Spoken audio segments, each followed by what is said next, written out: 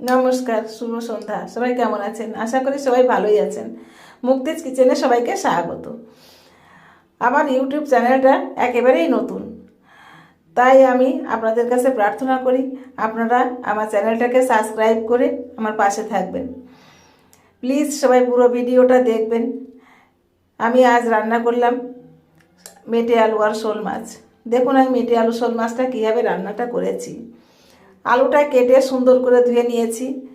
তারপর কড়াইয়ে জল দিয়ে জলটা ফুটে গেলে লবণ হলুদ দিয়ে আলুটা একটু ভাপ দিয়ে নামিয়ে নিয়েছি।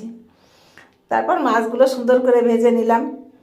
মাছগুলো ভেজে তুলে নিলাম, একটু কড়া করেই ভেজে নিয়েছি। শোল মাছটা কড়া করে ভেজে নামিয়ে নিয়েছি।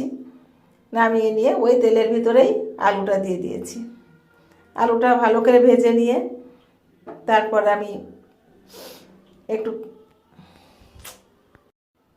মাছটা ভালো করে ভেজে নামিয়ে নিয়ে ওই তেলের ভিতরে আলুটা দিয়ে দিলাম। আলুটা ভালো করে ভাজতে হবে একটু। মেটে আলুটা একটু থাকে তো, ওটা ভালো করে ভেজে নিতে হয়।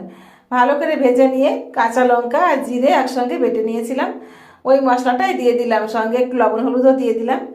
দিয়ে সুন্দর করে কষাতে হবে যতক্ষণ না জিরে আর কাঁচা লঙ্কার কাঁচা গন্ধটা না যায়, ততক্ষণ কষাতে হবে।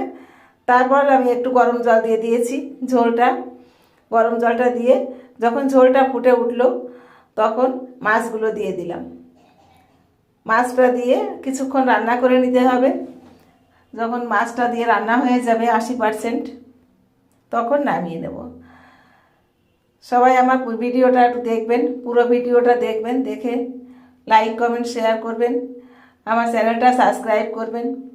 আমার ফেসবুক পেজ থেকে দেখলে ফেসবুকে ফলো করে রাখবেন।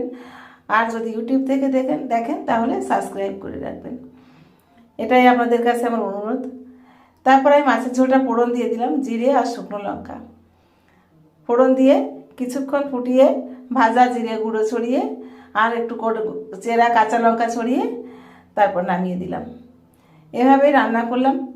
সাদা মাঠাই রান্নাটা হয়েছে, অনেক স্পাইসি না। আসলে মেটে আলু দিয়ে শোল মাছ, জ্যান্ত শোল মাছের ঝোলটা একটু সাদা মাঠা হলেই ভালো হয়, বেশি স্পাইসি হলে এটা ভালো লাগে না খেতে। তাই আমি একটু সাদা মাঠা করেই রান্না করলাম। আপনারা এইভাবে সাদা মাঠা করে রান্না করে খেয়ে দেখবেন, অনেক সুন্দর হয় খেতে। এর টেস্টটা আসলে ভোলা যায় না, খুব ভালো লাগে। যাই হোক, আজ এ পর্যন্তই। ধন্যবাদ সবাইকে। সবাই ভালো থাকবেন, সুস্থ থাকবেন। আবার দেখা হবে অন্য একটা ভিডিও নিয়ে। আসি তাহলে। সবাই ভালো থাকবেন। ধন্যবাদ।